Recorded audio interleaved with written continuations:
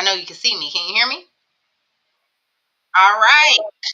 All right. Good evening. Good evening. Welcome to another episode of Bad to Business. I am SHYNEN Saffron. Thank you for hopefully trying to stick in with me. We had some technical difficulties, but dealing with systems, it just happens like that. So I'm going to give a couple of people a minute to check in with me. I know there's some people who wanted to hear this conversation. Y'all have been hitting me up, asking me what's going on. I've been trying to, work some things out. But thank you for sticking in. Jazz, you can hear me, right? Yep, I sure All can. right. I got a co-host. Her name is Jazz.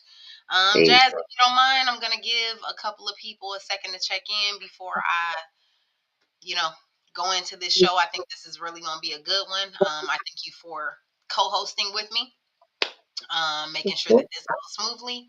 And so let's give the people a minute to check in. Hello, hello, hello.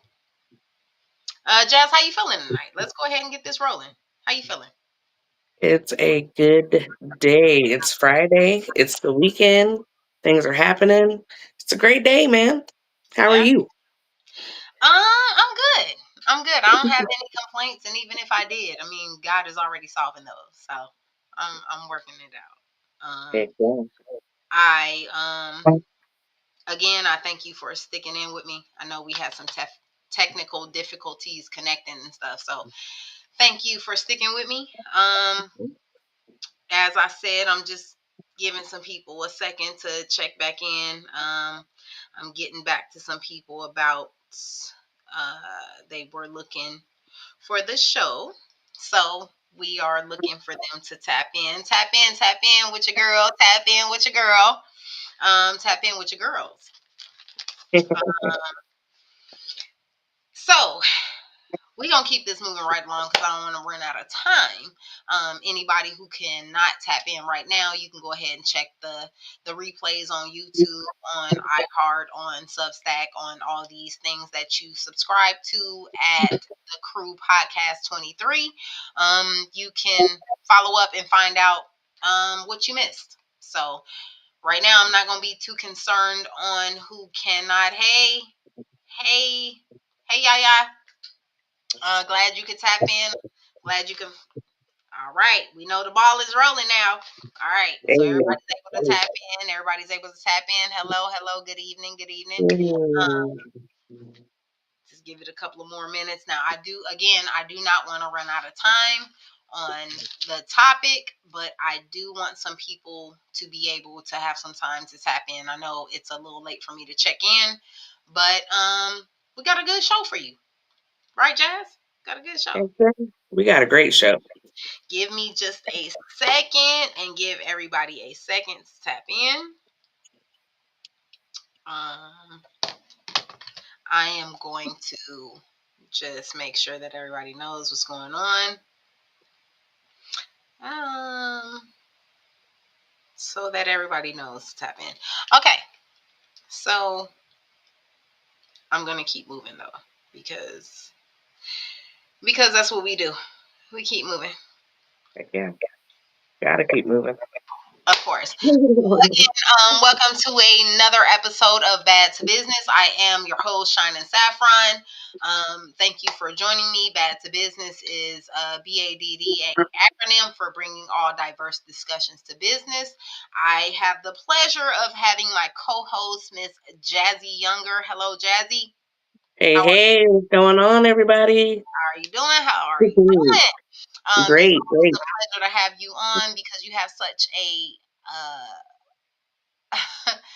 you have just a great conversation. We have a great conversation. So, and you have a diverse point of view. So, hey, Carlene, hello, hello. Thank you for tapping in. I know we kind of late, but thanks for tapping in. So again, I just want to welcome everybody to Bad to Business, and today we are talking about family matters. Jazzy and I have talked about this periodically through different conversations and stuff. So I'm glad to actually bring this to the business table. So while we're talking about it, we just gonna go ahead and let's get down to business. Since we kind of missed a little bit of time, we're gonna go ahead and get down to business so we don't miss any more time. So again, Jazzy, you okay? You ready? Yep. I'm ready. Let's go. So, the topic of conversation tonight is family matters, traditions, and generational setbacks. We want to talk tonight about what type of traditions that you have kept that has enhanced your family, and what generational, let me get this word together, what generational setbacks are and were a struggle through you to go through to ensure that it did not affect your bloodline. So, Mhm. Jazzy, I'm going to kind of pose that question to you tonight. So, first and foremost, let me go ahead and ask you, what type of, what trend, I'm going to let you go ahead and take this over because I'm kind of flustered. I'm upset that we have started late. Let me be honest. I'm trying to make sure that we get all the information that we wanted to give you all in this time frame that we have. So I'm gonna calm down. I'm so glad that we have a co-host. Thank you, Jazz. I'm so glad that we have a co-host tonight. Let me go ahead and be vulnerable for a second. As Jazz knows, I like to be so organized, and I know that things cannot run perfectly smooth, right? But I plan things and I try things to go so perfectly planned that when they go off a plan, I kind of get a little flustered. So that's a little piece of vulnerability of me. Um, and that's why I'm so glad to have people like Jazz on my team that says, hey, things are okay. You know, it's not going to always go according to your plan, but as long as it goes according to his will, right? We're Oh, going to be okay. always. Yep. So I'm going to Yes. breathe. Breath. Take a deep breath. We got this. All right. So thank you to everybody who joined in. I see Zilly who said I finally made it. We finally Yay, really. all right. So let's rewind it back real quick. I Go. am your host, SHYNEN Saffron. I am the host of B.A.D. to Business. B.A.D.D is a acronym for bringing all diverse discussions to business. I have a special co-host, Jazzy, who is going to help me deliver this message today. Her and I have talked about different things concerning family matters, and I think it's very important that we share it with everybody today. So, welcome, Jazzy. How are you feeling today? Hey, I'm great. I'm great. Take two. All right. Thank you so much. But because we started a little bit late, we're gonna go ahead and jumpstart this, and we're gonna get into it. So, thank you everybody for joining. Everybody who's listening. We wanted to bring some family matters to the table. Um, the topic question is, what is a tradition that you have kept that has enhanced your family, right? And then that you have just maybe first, let me go back.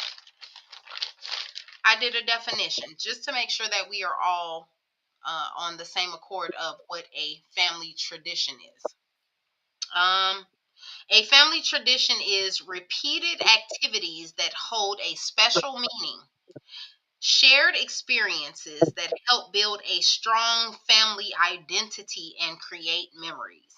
And an example is holiday gatherings, vacations, game nights, or family meals. And the importance of these things are, it helps to build the identities of an individual, which defines family and shared culture, provides stability, which like predict predict I can't get this word right, and I understand it, but it's predictability. There we go, and routines. So basically, it just basically says that we are establishing what type of routines and what we expect in our family. Okay. Mhm. And Mhm. strengthen connections, which reinforce family bonds. Okay. Those are family traditions. Now, we also want to know what type of family uh setbacks, what type of generational setbacks that you have had to grow from or try to endure that make sure that you don't continue those in your bloodline. So tonight I want to kind of start with you, Jazz. You and I have dialogued before, and I know that you have some things that you want to talk about as well as I do.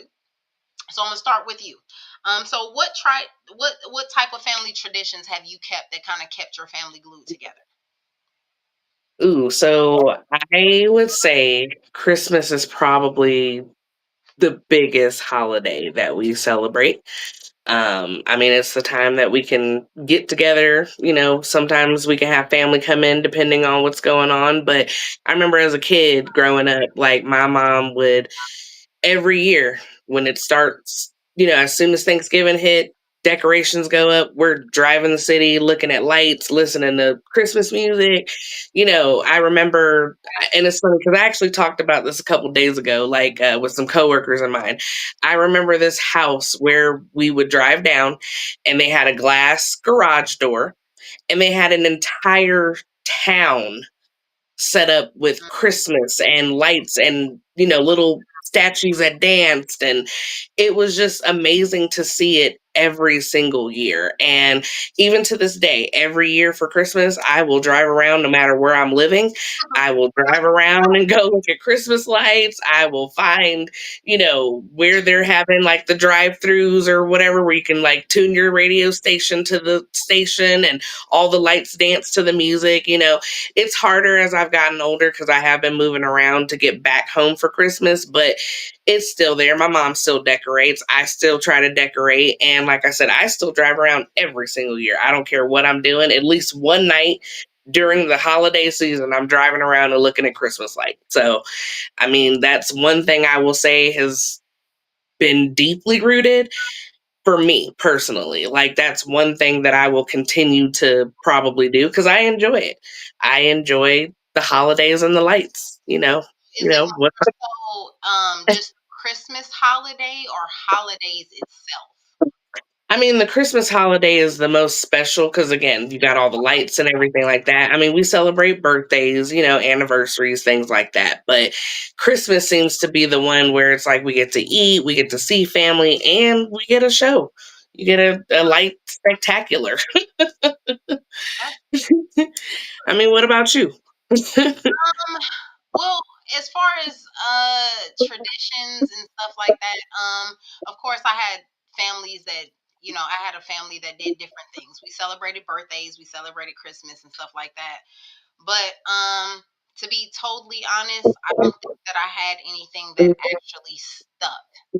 Um Mm-hmm. that I can call a tradition. Now, well, let me take that back. I am the baby of six siblings. Okay. Um, and as far as my siblings go, um, they did when it came to celebrating Easter and holidays and stuff. Grandma Erin, God rest her soul. Um, we always went to Grandma Erin's house. That was always a safe haven. It was so many memories there. And we always celebrated. I couldn't even tell you what a tradition was. The tradition was if there was a celebration, we're meeting at Grandma Erin's house. Mhm. Shout out to Pasadena, California, because that's what Hey. kept celebrations the celebrations going. So I have to say that if that's the case, there was a tradition. There was it's a tradition of celebrations that was when there was maybe a significant birthday, meaning somebody of age, a senior in the family or something like that. We celebrated it there. Any holidays, we celebrated it there. So we all got together at Grandma Erin's house. But to be honest, then Grandma Erin passed away. Mhm. So I cannot, to be perfectly honest with you, I can't tell you that there's been meetings after Grandma Erin. Mm. Yeah. Unfortunately, and that's where we're bringing this to discussion today and bringing it to the table today. Some traditions tend to, I won't say die, but fade out. So Yeah. I can tell you that the traditions with Grandma Erin and Grandma Erin's house of us meeting and different things have faded out when Mhm. he passed away. So, as far as just some traditions, I'm glad to hear that Christmas is still something. I know you travel. I know you do different things, and wherever you're able to go, different jobs, different opportunities for you. I know you travel, so I know that keeping a tradition of Christmas is it's pretty good. And at least it's just a once a year kind of thing. You don't have to try to get together on different occasions. If Yeah. you know that Christmas is your family's holiday, that's awesome. So Yeah. I hope that you make time, not find time for that, because Right. finding time is hard, but making time is what we need to do. Exactly. Exactly. So that's awesome. But let me do a little twist on that now. So what generational setbacks are or were a struggle to grow through to ensure the effects don't continue down your bloodline? Mm. Do you know of any, generational, without putting your family on blast or whatever, but even No, yeah, exactly.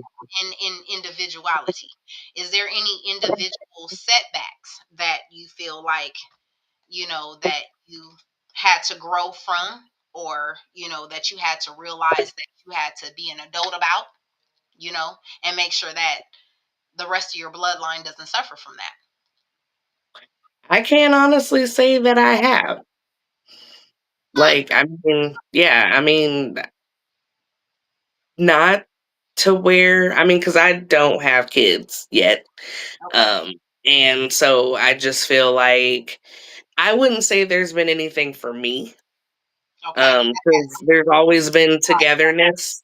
Yeah, Okay. there's all like my side of the like our family is semi small. I mean, the extended family, it makes it a lot bigger, but like my mom's side of the family, like where most of our traditions come from, I mean, I wouldn't say there's really any setbacks except for there's no family left really to celebrate, you know? Ooh. And then everybody's like so far apart, it's kind of hard getting close. But I mean, Ooh. there's ways to, fix that and get together, which, we'll discuss on. But I would definitely say, as far as like generational setbacks, I wouldn't really say not really, not for me. Okay. Okay. you Um. know? Well, and again, as far as a generational setback, just to flip that on me, I don't really see anything that has. I think that's what you were saying, that has actually hindered me, Right. per se, to from my growth as an individual. Now I do have kids, but I don't think that there's been anything that has actually hindered my growth that I'm passing down generationally. Now, I do have some things within myself that I do not want to pass down to my children, and Right. that's another thing that I would probably pose the question to you. Make sure, or is there anything that you can identify as yourself right now? You said you don't have kids. Cool. Is there anything that you can identify in yourself that you would like to change before you accidentally pass that down to your generations, once you, because you're still young, you're gonna have kids, I understand that, and you still plan to have kids. So Yeah, is there anything about yourself that you have maybe obtained through life that you want to make sure that you don't pass down to your bloodline? definitely. I would definitely say shutting down is probably one of my biggest things that I have the hardest time not doing, whether it's like in an argument or like, because I'm not a person that like, I like to fight. I don't like to fight. I'm non-confrontational. And if it gets too heated, I'm shutting down. I'm shutting down. I'm walking away. We're not talking about it. And I don't know if I want to talk about it later because I feel like it needs to be squashed. But at the same time, it's like, depending on the approach, I'm not going to take it very well. And I will shut down in a heartbeat. Well, And I think what you're saying is, I don't want to fight about it. You know, No. if we're going to come to some type of terms about it, and we're leading into that. But if we're going to come to some type of common terms about it, I definitely don't want to fight about it. And if it comes time to a type of conflict or fight, I'm good. I can see. Yeah, right. I, Right. I I'm good. Yeah. However, I will say that that may lead to some problems too, Yeah. because just shutting down, like you said, conceding, shutting down. Now, I remember a quote from Dr. Phil that said, "You want to get along, or you want to be right." Now, one of my family members brought it to my attention that says, "How come if I'm gonna be right, I can't get along?"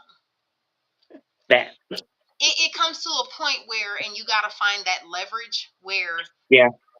being right doesn't mean proving it, Right. right? I've learned that. Yeah. You can be right in your own right, but do you Right. have to prove it To the point of argument back and forth. No, you don't. You don't. to the And point that's of, what I've learned. even if there you have settled something in yourself that you are right, and or you're owning your own right, and that, or you are right in your own right, and you have accepted what the other person has not accepted from you, like kind of like you agree to disagree, right? Exactly. And you're okay with that. Be okay with that, right? Right. um Sometimes that's considered not okay. Some That. people I, want a final resolution in something, and that's where we're coming into even family conflict. Some family hmm wants a final resolution to something, and sometimes that don't happen. That don't happen, Nah. and that's what we're You talking know. about tonight. So I have had some people to, while we are talking about generational setbacks and traditions, I've had some people who did reach out. Just real quick, I've had some people who reached out anonymously, and I've had some people who reached out publicly. And I'm just gonna keep it 100 and just leave everybody anonymous. So I hope that those who did reach out to me, I did give you the link so that you can catch me and Jazzy talking about the conversation. But I will leave you anonymous. But I will talk about some of the things that you brought to my attention. So one of the things is, somebody brought to my attention that they wanted to discuss that they have dealt with alcohol addiction in their family, Mm-hmm. and they felt as though what they were going through was just what they were going to go through. Um, Ooh. this is what was this is what was set in their family, and they Mm-hmm. just had to find their way around it. And that's one of the questions, like, what is a generational setback that you had to try to find your way around, even to make Try to sure avoid that it it didn't all affect costs. your bloodline, right? And so that was one of the things that somebody said, that I did not want to um have somebody, have the addiction to alcohol. And to be honest, I did not go too far into it with this person, as far as, well, the person that preceded you had an alcohol addiction, how did you get addicted? I'm not going to be honest, I did not get into that. But Nah. however, this person, after the person preceded them, their dad, their mother, whatever, had alcohol addiction, they got addicted to alcohol. Yeah. The great thing about what they did is, and let me go ahead and go back to, I discussed what family traditions are. Let's define generational setbacks, right? What I looked at and defined generational setbacks is the cycle slash transmission of negative patterns, traits, or misfortunes through generations. Mm-hmm. The cycle of negative patterns or misfortunes through traditions. And so, i.e., reoccurring family issues, mental or physical ailments, learned behaviors, epigenetics. And we won't get into that just yet, but it's more Yeah. so, this is what I learned. Let's go and learn behavior, because that's the Yeah. easiest. That's what you saw, that's what you grew up on. So I want to believe, or I want to assume or even suggest, because I didn't go too far into it, that this person learned this behavior of drinking Mhm. as a coping mechanism. Right. I didn't look at it as something that was a great thing or something fun to do. I looked at it as a coping mechanism. But as she stated, I learned that that was not the thing to cope with. Not only did she learn it, but she looked up some data and found out that she could help others. Mhm. I will look more into her information, and if she's willing to let me share it, I'll get into that. But just to go into generational setbacks, I was so glad that she tapped in to talk about alcoholism. Yeah. That's Yeah. one of the easiest behavioral influences that we could have. That and you don't think that, and I, again, you said you don't have children yet, but it's very influential and easy for a child to see a bottle while a parent is crying, while a parent is dealing with stress, while Yeah. a parent or guardian is dealing with something, to see a bottle while they're dealing with something and say, I'm good. When you go to ask them, like my daughters come to me, and I say I'm good. No, I don't have a bottle in front of me. Um, but I've been able to teach my kids that I pray a lot. I Yeah. keep Jesus in front of me. I keep the Lord in front of me. I keep his promises in front of me that allow me to teach them that, right? So, as far as generational setbacks, again, the cycle of negative patterns, traits, or misfortunes through generations. Reoccurring family issues such as mental and physical ailments, learned behaviors like alcoholism, violence, and or poverty. Mhm. And the epigenetics of it suggest severe stress, trauma that can cause effects on gene expression. Gene Mm. expression, and you and I will talk about that. Right? I'm so glad you on that, because that lets me know you're a little in tune. Gene expression in descendants, even if they didn't experience the trauma themselves. Yeah. Gene expression. Yeah. So that is passing it down. That is Mhm. fighting in front of your kids. That is showing them a bottle when you're dealing with something. Yep. That is them smelling marijuana smoke when you dealing with something. That is them learning what you do to deal with something. Right. So that is starting that. So I just wanted to give those definitions. I know we got so much more to talk about. You and I are trying to fly past this, but um, just the fact that there are, you know, traditions, family traditions that we carry on that will benefit and help us to grow, Yep. i.e., Christmas, that allows you to, even though no one, just because you travel and just because you don't have children or whatever the case may be, just because you are like, where in the world is Carmen San Diego? You still make sure that you keep a Christmas tradition because it's important to your family. You try to make it home. You try to do those things. We see movies about it all the time. So that's important. And then you got the family setbacks that you try to avoid going down your Mhm. generations, the negative effects, the alcoholism, the abuse.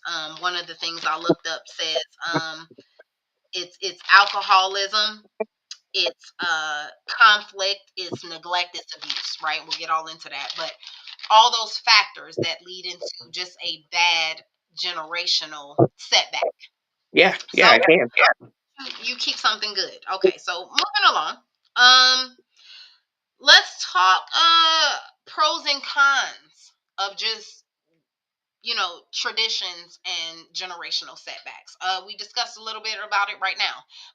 The pros of it is, you get to keep things, keep cultures, keep traditions, keep those things that are happy in your life, even when you don't feel the happiness anywhere else in your life. And then you Mhm. got the cons of the setbacks, alcoholism, abuse, and anything else like that. Yeah. Um, Yeah. but you and I have talked about how, regardless of if it's the pro side of teaching traditions young, or it's the cons of inheriting the bad things of traditions, the generational setbacks, um, all of it or both things. Starting young can affect how you grow into things, right? And then you Oh, said something to me. We started something about your 21-day fix. So how do you feel like, and incorporating your point, how do you feel like starting young with a generation and possibly just keeping that routine, repetition, of course, can contribute to doing better things? well, because like you said, with the 21-day fix, it is an exercise program that basically you change your way of thinking. Like basically, and there's been studies to show that you can break or build a habit in just 3 weeks. 21 days is all it takes. Now, we are talking more long term than that. You can't just start a tradition in 21 days. Haha, I got it. Hmm. But what we're talking about is anything that you do, if you do it often enough, consistency is always key.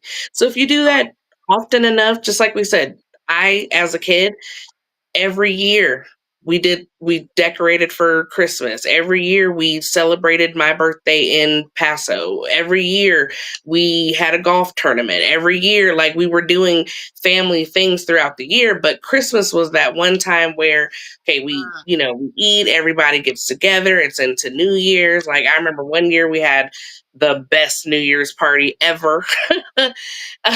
Like, after Christmas, everybody came down from Christmas, like, stayed through New Year's. We had, karaoke. Like, it was a great time. So that started when I was young and got all the way into my teen years, adult years, until we all moved.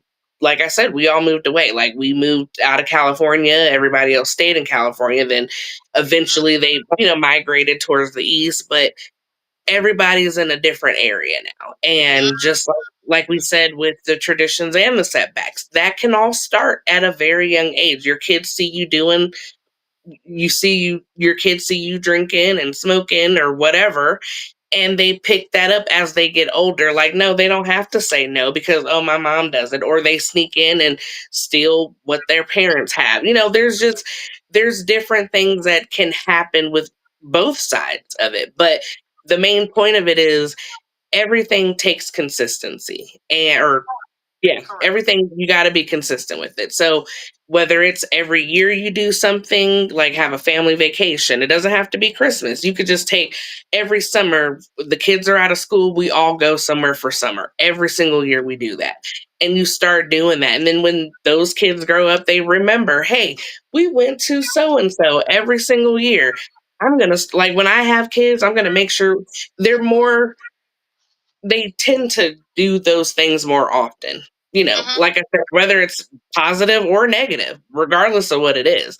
But that's what I mean. Like, studies have shown, like I said, it takes 3 weeks to build or break a habit. So Right. just like with anything else, you got to be consistent. Every year we build something together and we do it. But there's sometimes not enough of that.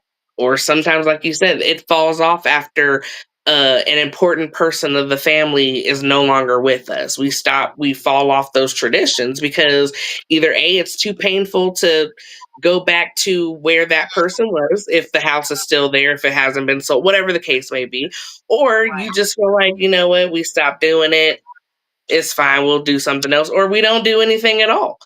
It just depends. So, like I said, it can be both sides, and it just depends whether it's positive or negative. Well, I think overall, even with your 21-day fix or challenge, is that repetition is That. important. Even if repetition, even in your shoes, repetition is every December. Every Mhm. December, you need to make sure. And hell, you got all year To to make plan. sure. And as we're learning, everybody always wants to say life is short. We don't know how much time we have. No, we You just don't. need to know that you need to spend your time wisely. Same way you That. spend your money wisely. Is that I don't know how much time I have. That's the only reason why we can say life is short because we don't know. No, we don't. So, yes, life is short because you don't know how long you have. So, even with that being said, the repetition of making sure that you are there every Christmas. Now, when you do have kids, and I know that that is in your very near future, I know that you're planning, and you're one of the fortunate that get to plan your life out. Salute I to you. mean, I'm so glad that you get to plan your life out. But I know that this Christmas tradition is important to you and your family and your mom, so that you will start to get your kids on that. You know what I mean? And so, yep. again, this is where we're talking about traditions that can help enhance the family and grow them as family versus um, generational setbacks that tear down your family. Okay, Mhm. so we're not going to keep on talking about that. I want to talk about a couple of points that I had kind of brought up with some other people. So I'm going to bring them up individually. So I'm going to, say some. It's almost like the game show password, right? So I'm going to bring up some keywords, and I'm going to see what you think about them. So let's talk boundaries or binds. Boundaries or binding some things. How do you feel about setting boundaries, and how do you feel about binding some things? And I'm just going to give a quick, cute example. I feel very strongly about binding the devil and my adversaries to the boundaries of hell. Okay, I feel very serious about finding boundaries and binding some things to where they need to be. How do Yes. you feel about boundaries and binding? And again, I know that you don't have children, so you don't have to look so keen into everybody, but it is about self awareness. So, how do Well, you feel no, about I mean, that's right? anybody. Everybody can. I mean, basically, what is it? Boundaries is where you have a line set. Don't cross this line. Okay, we're not doing. Binding is there's a restriction. Like, ain't no there. Don't come near me. You Okay, won't even be able to. I exactly. value So I've wrapped you up, right? I definitely feel like there needs to be both of those. You have to set boundaries within your life because you need to be able to have peace in your life. So boundaries and bind need to be set with certain people, certain things, certain behaviors, all that. I definitely agree with both. It Both. just depends on where both need to be applied. Gotcha. So we Yeah. are talking again boundaries and binding, Yeah. or boundaries or binding. Or There binding. Yep. that it is and or that is something that you need to consider. There are Yeah. some things that need to have boundaries or binding. There are Yeah. some things that have to have boundaries, and I don't know if it has to have boundaries and binding, because you need to choose which one needs to be which, right? Exactly. Some things just have to have boundaries, like you said.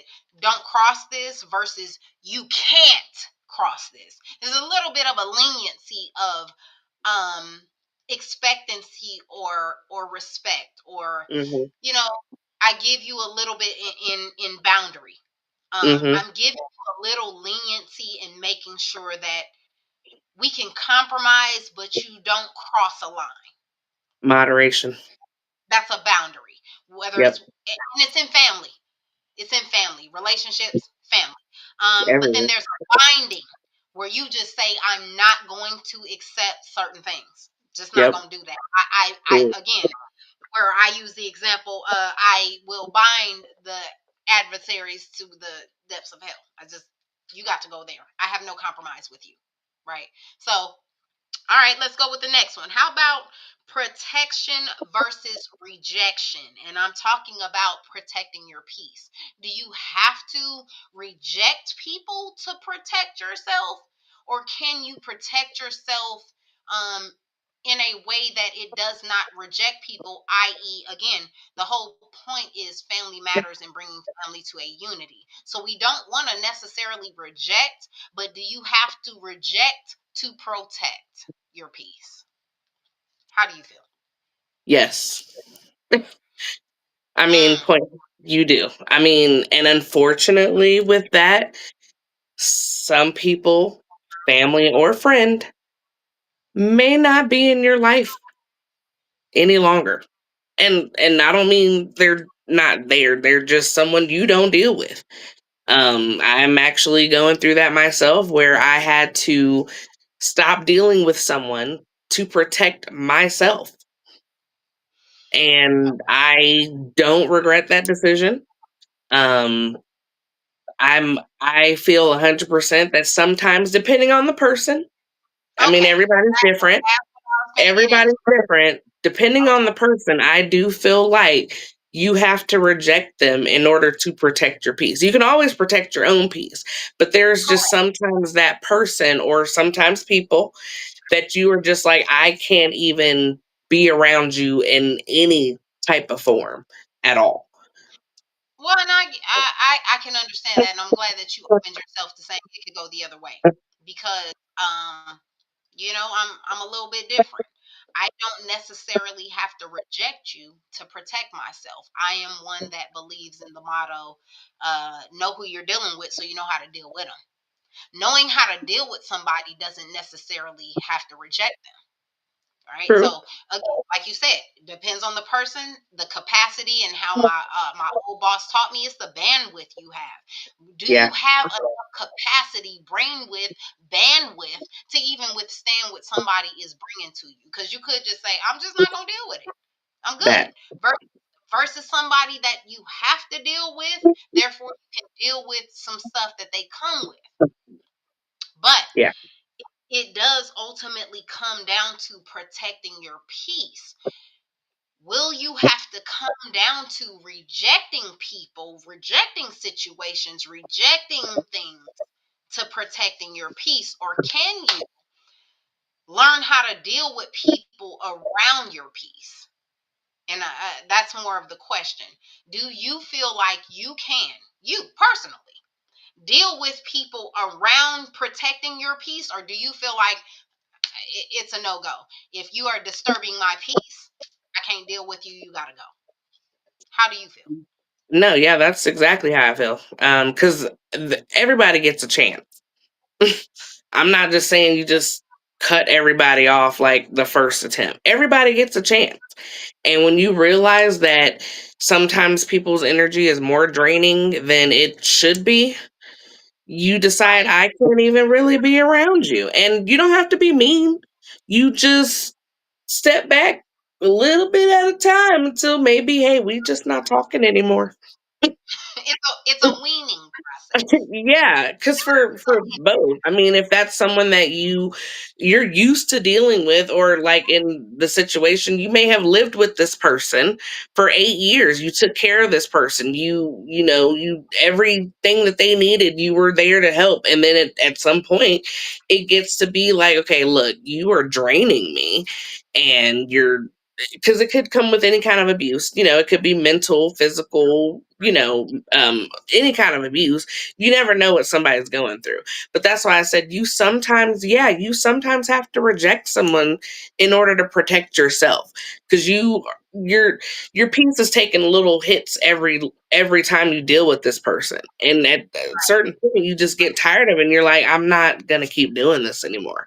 I can't. That, that's true, because you Yeah. don't know their journey. You don't know what they're going through, but you cannot let their hindrance be your burdens either. So Yeah, I exactly. and then I'm always drawn back to, you pray for discernment. God will let you Yeah, know when you need to engage into something, when you don't. So yeah, um, you either need to support somebody, or you need to step away and let him do what he has already designed to do. exactly. So I Exactly. all right, so that's protection and rejection. Let's talk forgiveness and fault finding. And just to Mm, give you an idea of what I mean by those two fusing, is that sometimes people can have an expectancy of apology. So when you call yourself forgiving somebody, but because they have not done the things that they need to do, and again, this is all family oriented. Um, They have not done the things that you feel they need to do to be back in your good graces, or apologize the way they need to apologize, or whatever the case may be. Um, because you are in an expectancy of an apology, then you're not really forgiving. Mm-mm. So Mhm. I know that that's why I put together the two, forgiveness and fault finding, because I find that those two go together. Like, I mean, you can find fault in somebody. Cool. You want to say that they did this, they did that. Cool. But one point that I just brought up this evening while I was talking about another thing is, cool. You want to throw the first stone? No problem. Let's go ahead and build the glass house first, right? Let's go ahead and build that glass house around you before you throw that stone of finding somebody at fault for something that you can't forgive. Mhm. So this is why I left that for last. So again, trigger words, or just something that I want you to think about.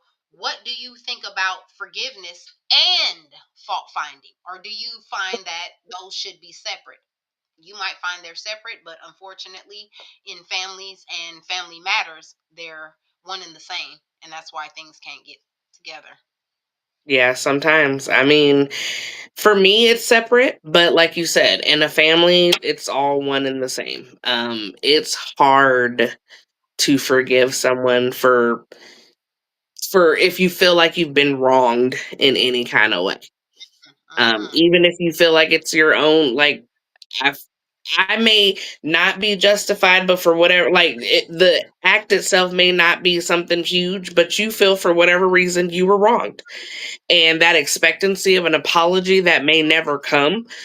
That is, I will say for me, because I've gone through it myself.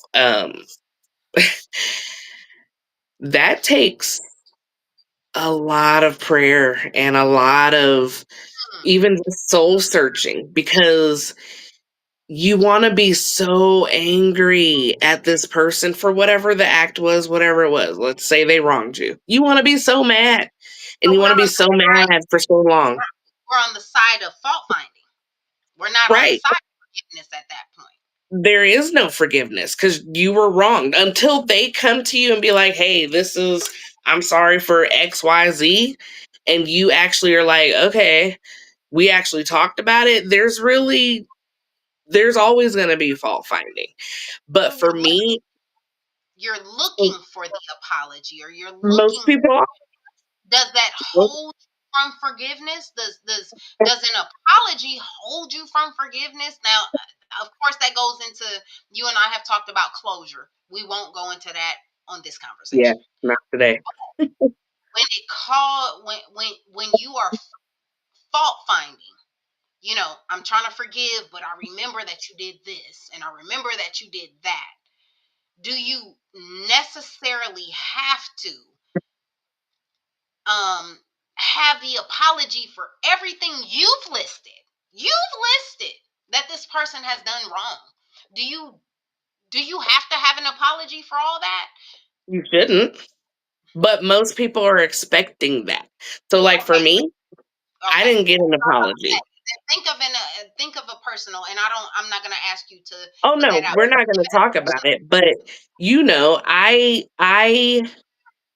I have been through some stuff with people, family, whatever, and like I said, I was angry for at least a good year and a Long half, 2 years, long time, waste of time, long time. Um, and I still to this day have not gotten an apology. But here's right. the thing. I had to let that crap go because me personally, I could not grow. I could not do anything because that's all I wanted to think about. I wanted to be so angry that that's all that mattered. All I could think about was, oh, it's your fault, it's your fault, it's your fault. And one day like I said, it takes a lot of prayer, it takes a lot of thinking, meditating, everything. Because that's very hard, especially when that person has always been in your life. They're very close. They're pretty much, Influential. yes, very. And a major part of everything that you've grown up to be. And for me, I had to let it go. It hurt. It hurt to let it go. But after I finally, and I'm gonna be honest about it, it wasn't like a one and done. Like I wanted to be like, oh, you know what, I forgive this person. I will say it crept back up. It crept back up. It crept back up. Of course. And I wanted to, because again, that person was around and it just kind of brought things back open. And it was like, you know what? If I'm really going to forgive her, I really have to forgive her and I really have to let it go. And so I Yeah. did. And at this Learn point, to I be around. have, right, I have done that, but I also choose to leave that person alone because I know it's not good for my mental health. Again, Okay. rejection for my peace. Okay. So rejection sometimes does result in protection, or rejection is sometimes necessary for protection. Oh yeah, definitely. I would definitely I, say yes. I agree. I definitely agree. You again, my motto is you got to know who you're dealing with to know how to deal with them. And Definitely. if it comes to a point where you know who you're dealing with is somebody that you have to just totally protect yourself from, it is what it is. And even protection could mean cut communication, stuff like that. Now, again, this topic of tonight is about family matters and how to um, bring back family traditions and break Mhm. generational setbacks. But part of, don't get it misconstrued, part of breaking the generational setbacks is making sure that you understand uh, boundaries or binds, protection versus rejection, and forgiveness and fault finding. You Mhm. need to recognize what is what, so you know how to Definitely. deal with what, right? So Yep. now, what and I'm glad that you did that. What kind of leads me? That kind of leads me into something, a little notation, and we don't have to stay on this. I just, because we are talking about somebody who can take leadership and understand where boundaries or binds, protection versus rejection, and forgiveness and fault finding come in. We are talking about somebody who can lead the family. Yeah. So let's call them family administrators. Right. Well, first, before I go too far, Travita tapped in. Hey, Travita. One of the things that she said is learning to communicate before an argument is important by explaining how you respond during conflict. Totally Definitely. agree. Because and that goes back to defining what negative dynamics of a family is, and which is Mhm. neglect, and abuse. Those are the top three things, or the top three negative dynamics of a family is conflict, neglect, and abuse. So, but I do believe that we kind of touched on that, is learning how to communicate is knowing who you're dealing with to know how Yep. to deal with them. You, different strokes for different folks. We all can all agree with that. How I talk to auntie is not how I'm gonna talk to sis. Right. How I'm gonna talk to grandma is not how I'm gonna talk to mom. It's just Yep. different. Yep. So, but we will agree that communication is key. How Mhm. you talk to somebody is how you talk to somebody, but how you talk to somebody is key, regardless. Yeah. So communicating with somebody is key. Find somebody who you can communicate with, and even if you have to decide how you need to communicate with them, like I tell my daughters all the time, it's not about what you say, it's how you say. Yep. I don't care Always. what you say to me. You better open your mouth and tell me about how the world makes you feel. However, you better not cuss. Don't fuss at me. There's ways to tell me, No don't attitude. just don't word vomit me, right? Mhm. You, let's talk about it. So, with my daughters, learn who you dealing with so you learn how to deal with them.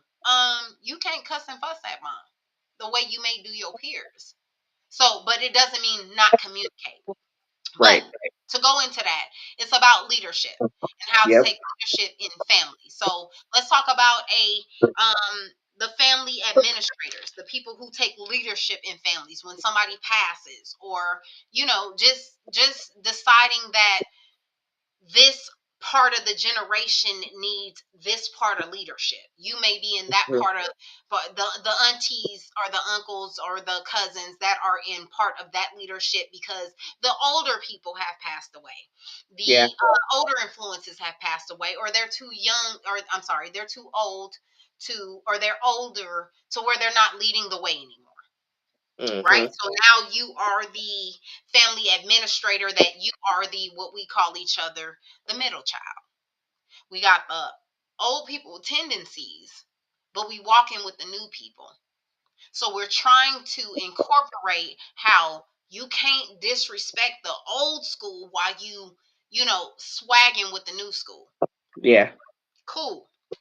Now, let me ask you this. When it comes to being a family administrator, taking the lead, whether it's because somebody passed or you just realize that family traditions or generational setbacks have started to rock your family bloodline. When it comes to being the family administrator, do you believe or do you think that that's something that's voluntary or something that's involuntary? I think it's a little bit of both. It depends on the situation. Mm, Like in my household, like it's just me and my brother. Um, Growing up, I would say in our household, like my dad does have other kids, but they weren't in the same household. So if something were to happen to my parents, I Now, would is your assume brother? 'cause I'm sorry, just real quick. Is your brother older or younger? my brother is younger, but he's taller than me.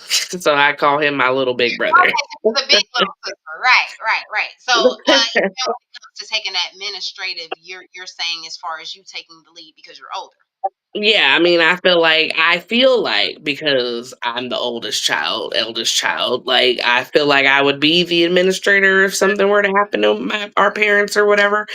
But he may feel like, you know what, I'm the man of the family now and I feel like I need to take over. Like I may not be emotionally stable to take over as administrator. It really depends on Right. why someone is taking over, like what the case is, if it is a death or whatever, are you emotionally able to take over that role? I know like when my grandmother passed away, it was my mother and my aunt or whatever, and my aunt is the oldest, and she gladly volunteered the administrator role because she was like, I can't handle it. That wasn't something that she was going to take over. And I will say my mother probably handled it the best of the two. Mm, But my question is like, what damage could it have done to my mother, like having to deal with that, being the baby of the family that. and having to take over, like when her mother passed. So it like I said, that was a death situation versus, they get sick, and you have to take care of them. Like I said, there's different cases, Same but difference though, because the way yeah, you're explaining now in this situation, so you're saying that your mom was the youngest and she took the responsibility.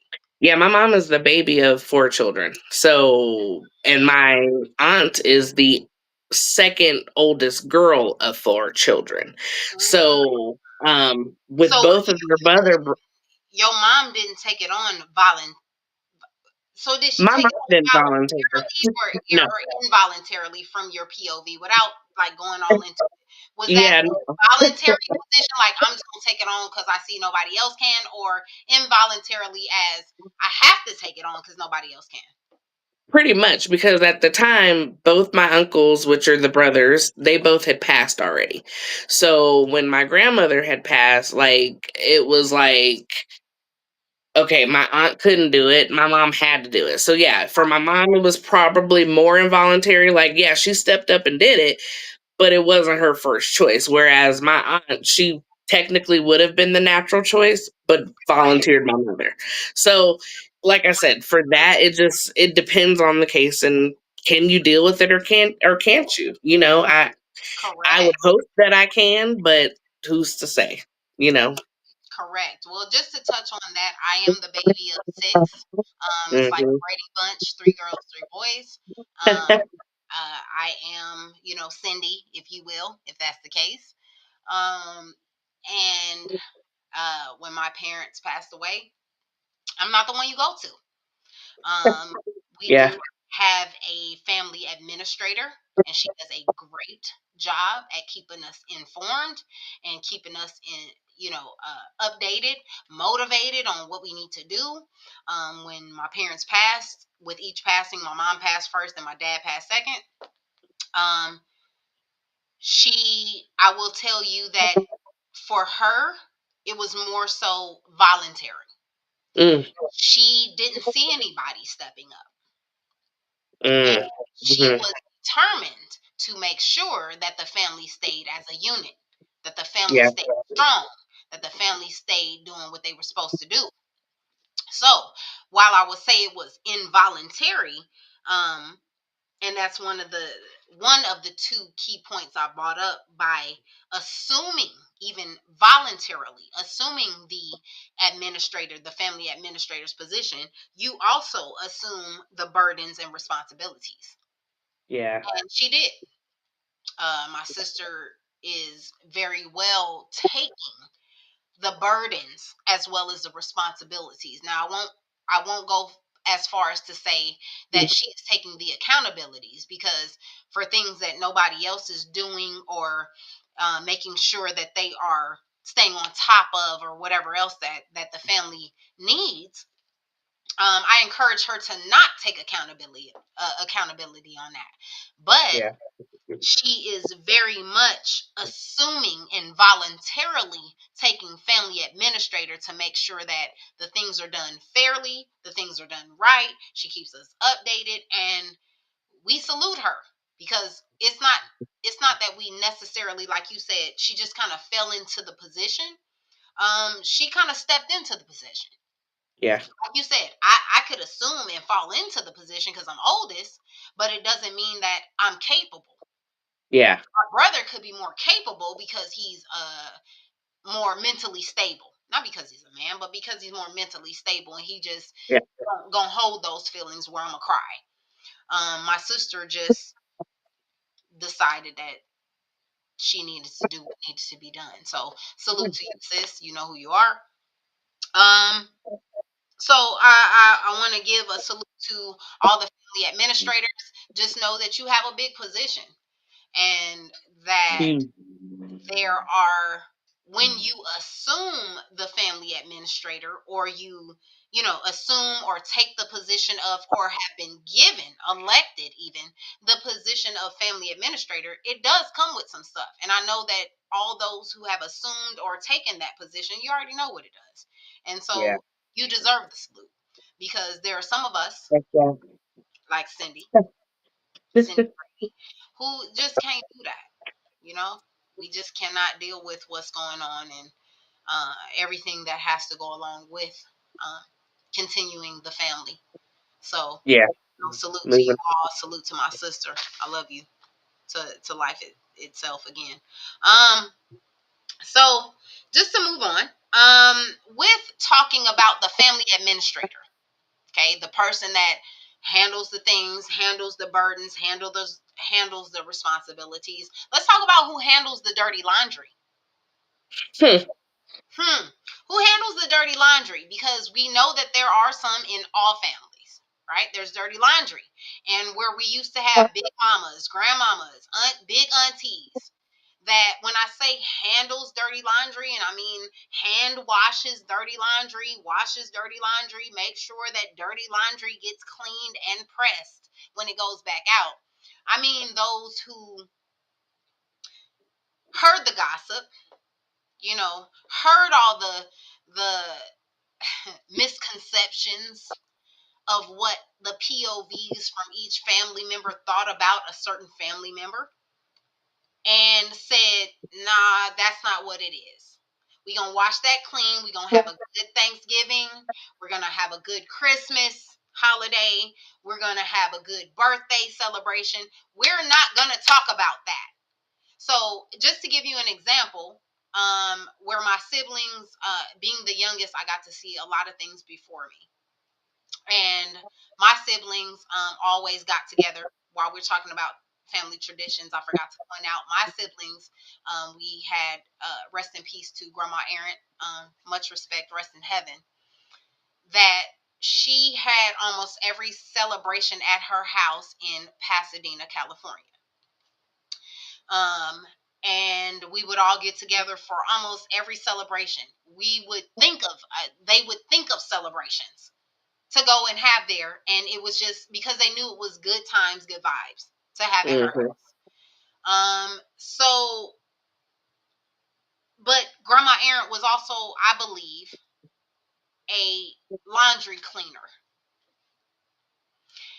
That's why we could all go to her house.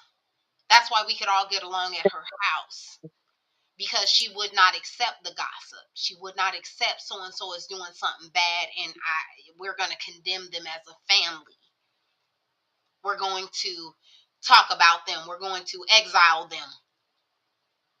Grandma Yeah. Erin did not do that. Right. Grandma Erin said, "We gonna feed them. We gonna watch wrestling with them. We gonna have fun with them. We're going to provide a safe place for them, that when the world condemns them, we don't." Right. She provided that. So where are the aunties and the grandmas, the administrators, the assumed, and the ones that do not want to take it, cannot take those? Where are the ones that are cleaning the dirty laundry? We know everybody who's airing out the dirty laundry, who knows whose laundry is dirty. We know all the people who are telling the dirty laundry, you know, but who is actually supporting and stopping the gossip to say, I don't care that JJ was locked up last week. He's free this week. So because it's free this week, we're gonna have a dinner. We're gonna have a, you know what I'm saying? I would refer to a Bible verse, but because I can't remember it correctly, I won't do that falsely. But it was like, yes, my son was gone and he did his life wrong, but when he came back, it was Yeah. a it, Mhm. it was a moment of celebration, because I'm not Yeah. gonna We hold his celebrated. fault against him. I'm Yeah. gonna celebrate the fact that he came back and he was alive. He came back and he was well. He came back and he wanted to come back. Yeah. So it comes back to, where are the grandmas and the aunties? We know everybody who's uh everybody who used to clean out our dirty laundry. But those who call themselves assuming the administrator and making sure that you make that the family goes right, i.e. you possibly assuming the um role of administrator or not, can you make sure that you or your brother do not allow the extra family to talk about, well, your mom this and that, and your dad this, and you do not, you clean the laundry, the It's a gossip big that deal. comes. Are you able to handle that? And that goes to what you were saying. Excuse me, I don't know if I can handle that. My brother may be better at that, Maybe. but But here's the I'm not thing, no one's cleaning it. I'm not going to deal with family who wants to talk about fault finding, not Right. forgiving. Right. Because why are we still talking about people at fault who ain't here to correct it? That Why are we it's no still longer a finding thing. fault in people and even in bloodlines that are no longer here to correct it? You're not even giving them a chance. So really, you just gonna fault find to the day you die, because they already gone. Right. So you're gonna fault find to the day you die. Okay.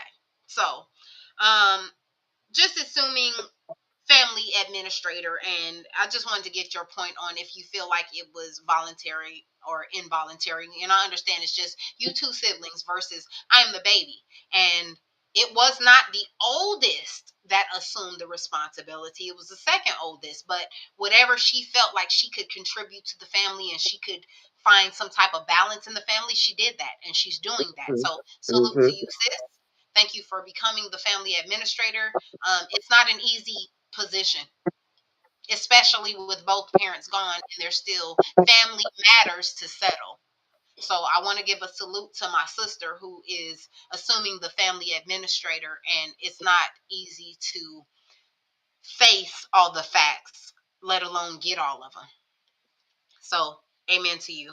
Um, But I just want to throw out there, like we were just talking, if you're going to assume a position, you got to kind of take everything that comes with it. And I Yeah. do believe in my sister taking the administrator. We all talk to her. We all tell her our indifferences, our feelings about things, and she delegates as need as needed. I'll tell whoever I need to make sure that there's not conflict, and I will do what I need to do about conflict to make sure that there's no longer conflict. I'm not the one. Yeah. I'm not the one. I will tell you, as the Cindy, as the baby of six, I'm still dealing with my own conflicts in my own family. So, Right. in my own small in-house family. As for me and my family, we will serve the Lord, but it is I'm dealing with my own. So I appreciate the older sibling taking that administrator role and allowing us siblings under her to see where we can jump in and where we can support, but not necessarily have to take over the whole thing. So salute to you. Right. Um, but moving past that, and being the administrator and being the person who probably has to wash the dirty laundry, make sure that nobody's feeling ill about anybody, make sure that Right. nobody talks ill about anybody, make sure that when we meet that everybody's good. Again, salute to the family administrators of the family that continue to try to get family dinners together, continue to try to get celebrations together. Salute to you, even when you know you have a family of conflict. Yeah. Salute. But it kind of reminded me of even those who are assumed voluntarily or involuntarily the administrators of the family. How do you go about delegating that? So you don't have kids. You have a younger brother. Does he have kids? Mm-mm. Okay, so nobody has kids just yet, but y'all both young enough, inspired enough to go ahead and have them. So it's Right. coming, but nobody has kids yet. Now, I'm going to touch a little bit about generational favoritism. So while you are the administrator and you're making decisions and you're making sure that family does what they're supposed to do, and you know who you're dealing with, so you know how to deal with them and you know who to put in position of certain things. Okay, the administrator, just like a boss at a job, finds the strengths and the weaknesses of the family. Okay, I need you to do this. I need you to do this, and you can't do this. All those things. Then you come to a generational favoritism. And let me just kind of explain that. And it can be circumstantial. What I mean by that is, as you are the administrator, let's just say that you had more than one sibling and you got along with one sibling more than you got along with the other. Mm-hmm. One sibling has children, the other sibling has children, but because you get along with the one sibling more, you're more adherence to their kids and what they do, and you're going to the games and you're more involved versus how you are with the other siblings' children. Mm-hmm. Okay. Um this is where I'm talking about being the family administrator takes a lot of responsibility, because if that's the case, I mean, how do you delegate that? How do you make sure that you stay focused of that? And I happen to know from personal family experience that it can affect confidence. It can affect family union. Um, it can affect a whole lot of things. And it doesn't necessarily mean it's purposeful. There are some families that put a certain child on a pedestal and put another child under the ground. And that's Mm-hmm. just how. Um, but how do you think? And I don't know if you've experienced it or know anybody else. There are there are generational favoritisms, and I say generational because they treat their children a certain way, which means that they're going to treat the children of their children a certain way, and Yep. that's whether it's good or bad.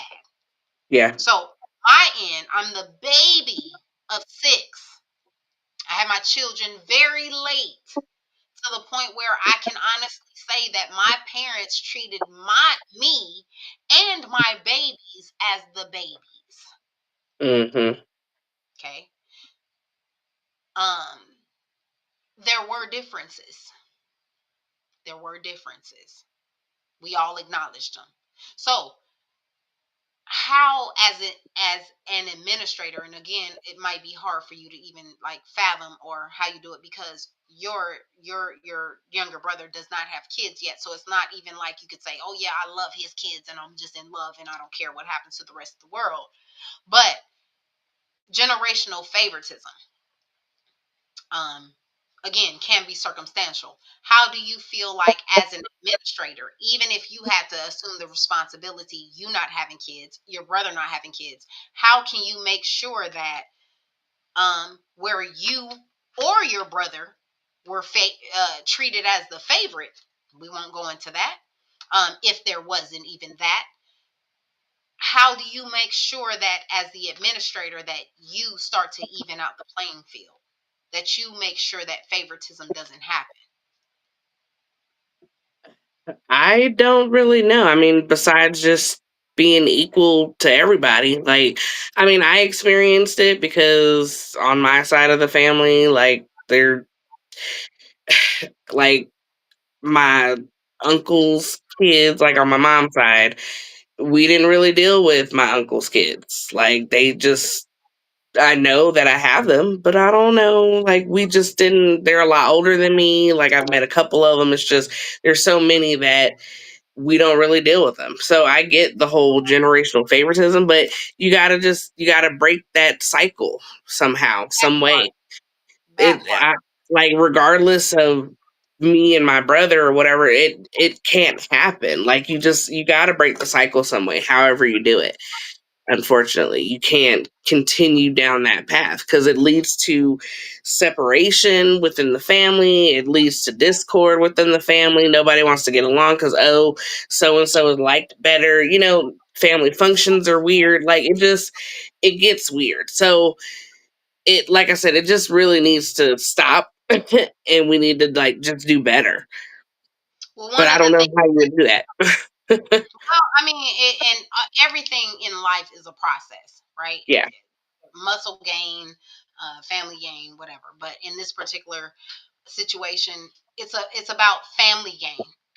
And everything is a process. And one of the things that you and I talked about in the generational setbacks, the importance of recognizing a generational setback is the yeah, awareness and action to make a conscious decision to change. yeah. So even if that's what was going on in your family, you only have you and your brother. Right, If your brother was to decide to have children first, then you got to know that you got to make certain changes to make sure that that doesn't happen. That there's right, no favoritism, that there's no whatever the case may be. If you had children first, depending on who decides to be the administrator, you have to decide who's going to make the decision of that's not going to be a zoned in thing, that right. you got treated better. So I totally understand that. So but again, the importance of generational setbacks is to be aware of what's going on and make sure that you're aware to make a conscious change. So, Yeah, um, yeah, I like it. That's beautiful. Okay, so I'm gonna keep on moving. But I did want to make the points of generational favoritism. I like this particular child, or my youngest and their children were closer to me than my oldest and their children. And love is yeah, love. Love is patient. Love is yeah, kind. I have to make that list. So every time that I annotate this, that I make sure that everybody is aware of what love is and what it yeah, comes to. Love conquers all. So it does not matter who is who. If you love, you love. I have two daughters, and they're 3 years apart. And one thing that I have to understand is, I understand that the oldest will come into things in her life before the youngest will. Right. yeah, But what yeah, I do is I communicate to them both about how I understand and how they need to understand that yeah, one will come into things in life sooner than the other. she will drive at 16, or she will try to get her permit at 16. You can't get yours at 13. Right. But I open the lines of communication to make sure that we understand that the levels are still there. Yeah. Now, the world may separate you, but in as far as my house, we will serve the Lord, and therefore, I'm gonna make things equal and fair. And so, yes, it's fair for her at 16 to learn how to drive and start to look for her driving permit, Right. and for me to take her out on the weekends. You at 13 don't get to be upset about that. Let Right. me talk to you about it. Let me talk You'll to you drive about how soon enough.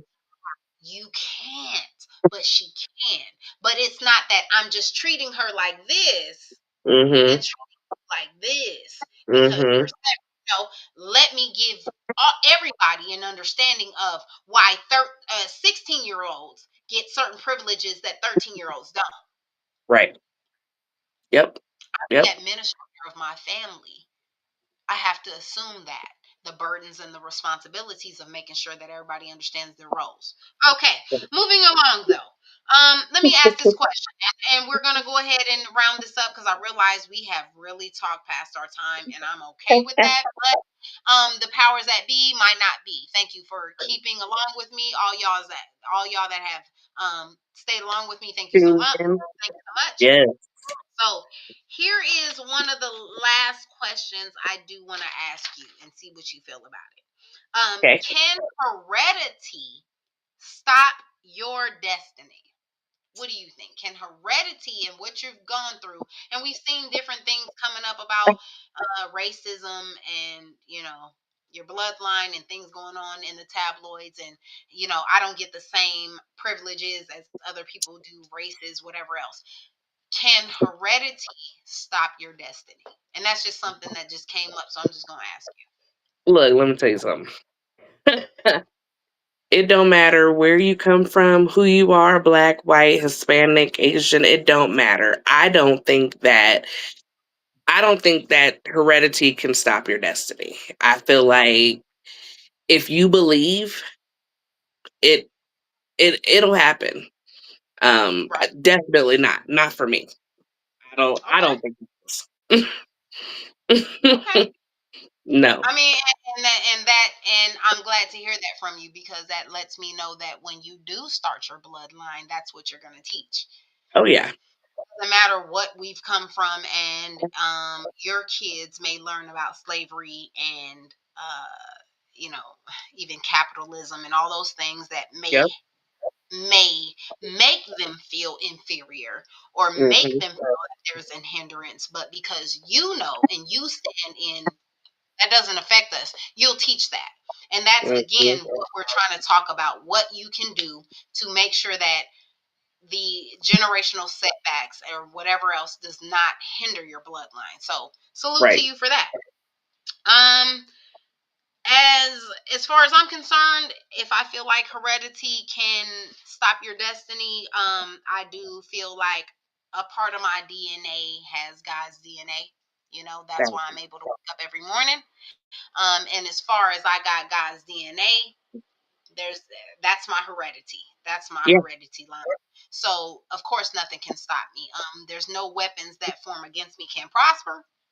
So Never. you can stop my destiny. There's nothing that can stop my destiny. And I tend to worry about the masses, if you will. But one thing that I am always reminded of is the spirit telling me, don't worry about the masses, because it's always the one that's gonna get you there. And if the one is God, I'm good with that. So That. listen. So I'm glad that we can agree that heredity cannot stop your destiny, because when you make a decision that you gonna faith it until you make it, or you have decided that you are part of a destination bloodline. I do Yeah. have a destination. You're good. So that's awesome. So thank you for that. Some Of of the course. things, and as we're coming to a closing, because again, we have talked so much over our time, I'm kind of glad, because this was a very sensitive yet something that needs to be talked about conversation. You and I have talked about it before, and that's why we have gathered so many of these points. In our closing, I just want to talk about some of the effects of negative family dynamics. Negative family dynamics, some things can be conflict in the family, neglect in the family, and abuse in the family. Yeah. Okay, so Yeah.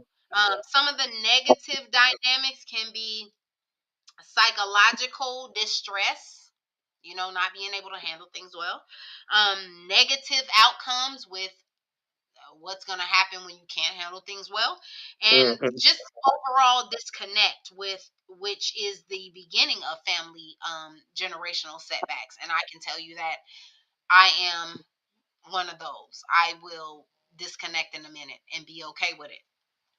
So, That. um, doesn't mean that it's okay. It doesn't mean that it's a Right. good thing. So Right. let's make sure that we do not disconnect from family, because once you forget about family, you can forget about everything. Hmm. Um, and the effects of positive family dynamics. A couple of family dynamics or positive family dynamics are good communication, which Miss Travita had pointed out, and that's awesome. Communication, love, which is something that I pointed out, and I love the word love, because again, love is patient, love is kind, love is everything that can be settled without discord. Um, Yeah.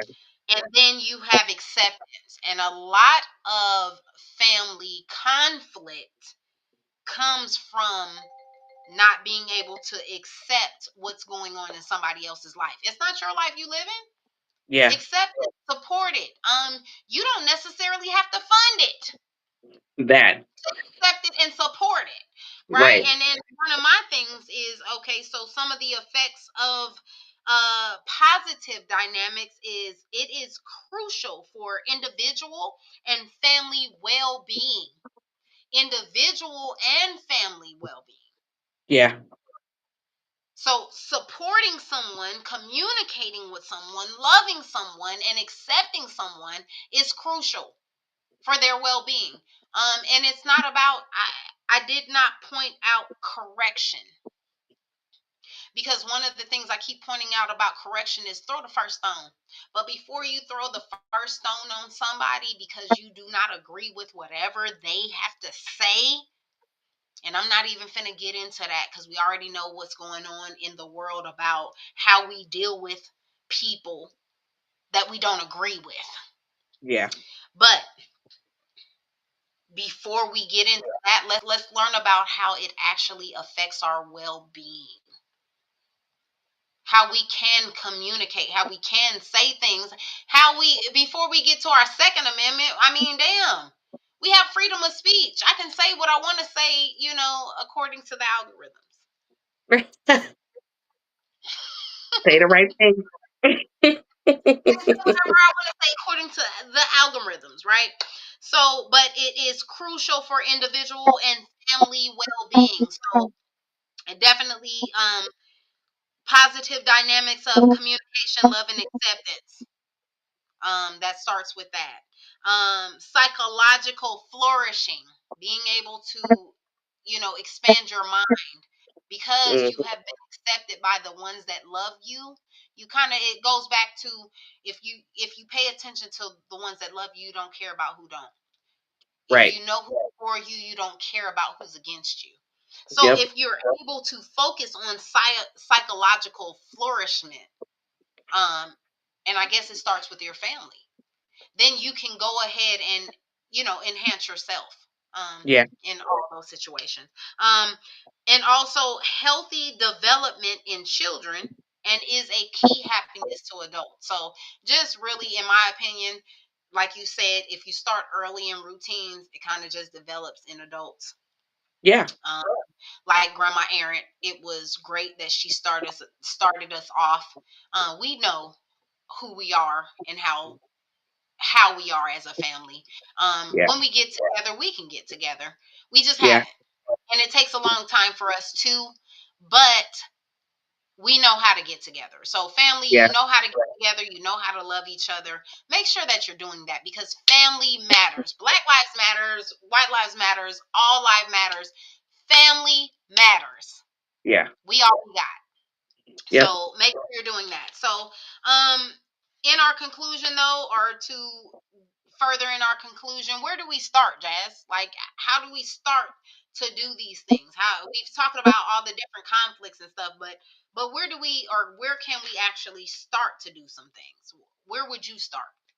I mean, it's really simple.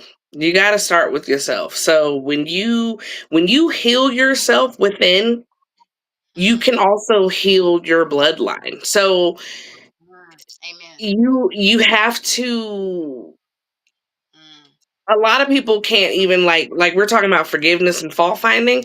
A lot of people have that within themselves and they can't mm, let that go for whatever reason. Hey, I messed up for whatever reason. They can't let it go. They fault finding themselves. They can't forgive themselves.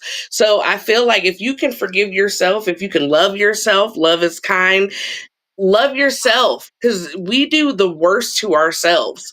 We can talk about ourselves so badly to ourselves, that's true. and it can be detrimental to us. So I think, like I said, if you can heal yourself, forgive yourself, you can love other people, you can love everything else around you. But it starts with you. It always starts with you as an individual. It don't matter. Mm, I can concur in that. If trauma can be passed down through generations, so can healing. So, Yep. if you can, period, mic drop. Um, so one of the things I thought about is, you can start to arrange unions. You know, when the next birthday celebration is coming up, holidays are coming up. I know that there's some people that you just find yourself not getting along with, but find yourself getting along with them, because you don't know. You don't know.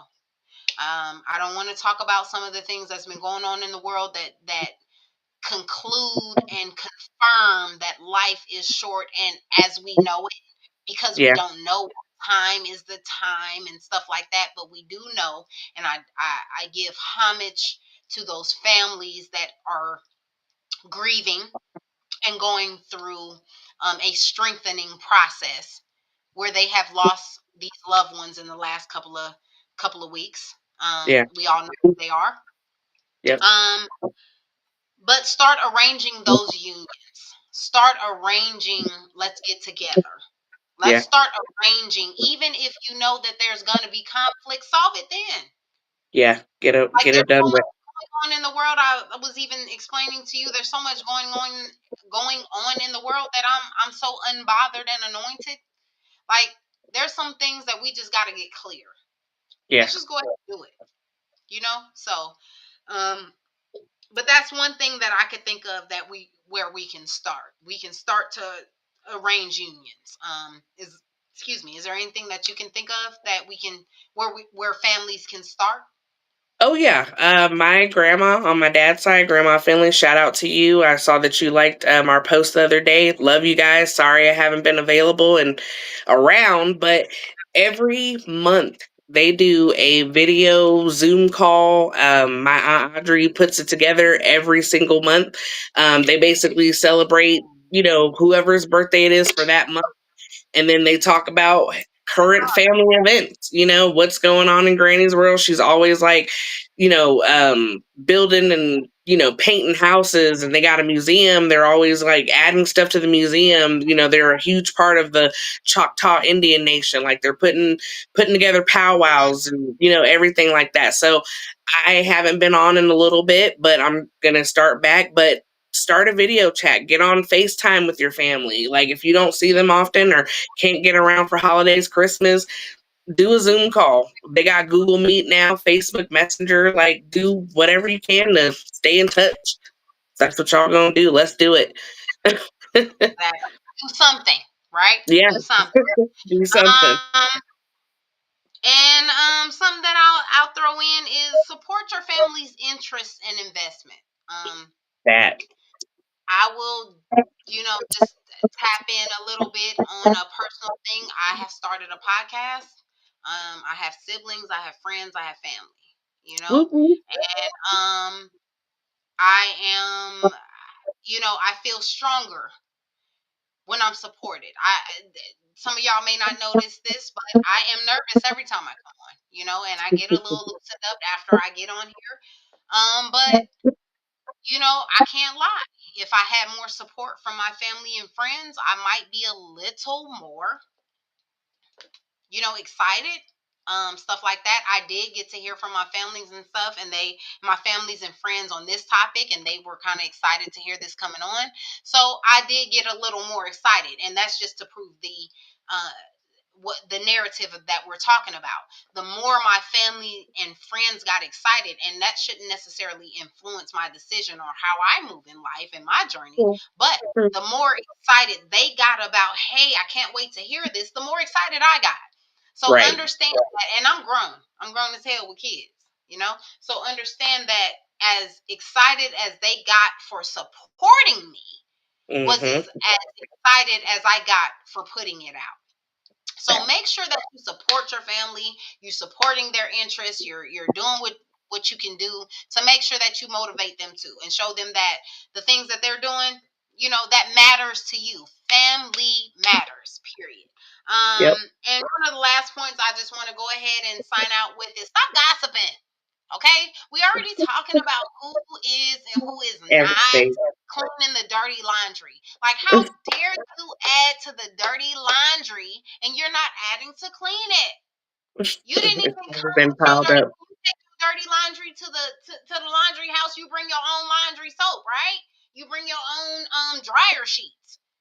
If you're going to add to the dirty laundry, bring the shit that. Sorry, bring the stuff.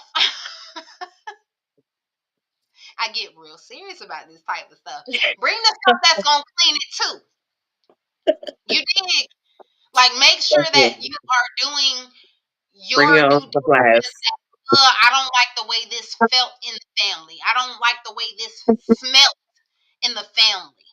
I don't like the way this is dealing in the family. So yes, I am bringing it to the table, but I'm cleaning it too. And if you're Yeah. not going to give your effort to clean it, don't give your effort to dirty it. That. We don't need your extra dirty sprinkles. It's already dirty. So appreciate that. So and one last PS I'd like to add is that please remember that in these days and time, I don't care who you are or how you present yourself to be, that character builds culture and cultures build community. Yeah. So even though we're talking about building a family culture and structure and keeping it solid, we have to also think about how we are building a solid community and culture outside of our families. Um, it don't stop with our families.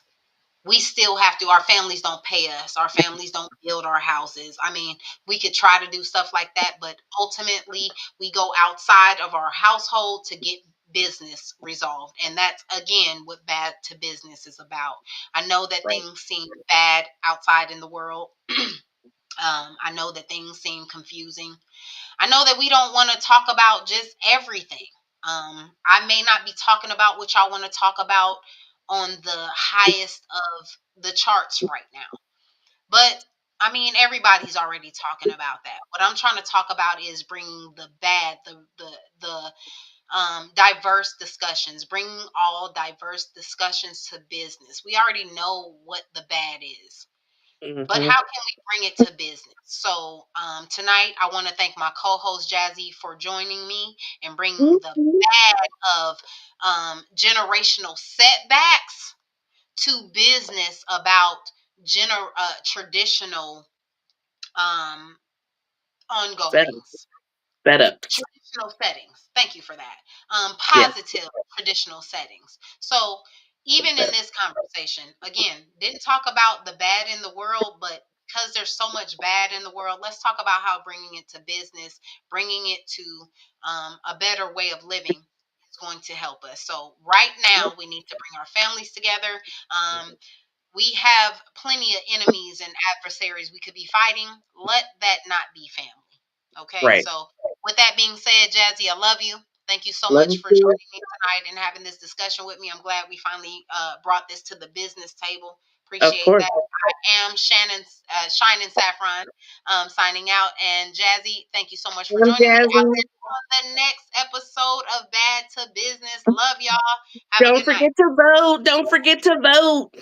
Oh, I'm on that. Don't forget to vote for the Crew podcast, them Hey. Divas of the Airways, for the Kingdom Awards. I will be Woo. posting that on my page. Stay tuned. We have it up until October 1st. So thank you for that, Jazz. See, that's Yep. that support I'm talking about. Yep. I Get out there and vote, everybody. Let's go. So I will be posting that. Stay tuned. Thank you for joining us for another episode of Bad to Business, where we bring you all diverse discussions to business. Love y'all. Hey. Check y'all in the next episode. Good night. Bye. Bye bye.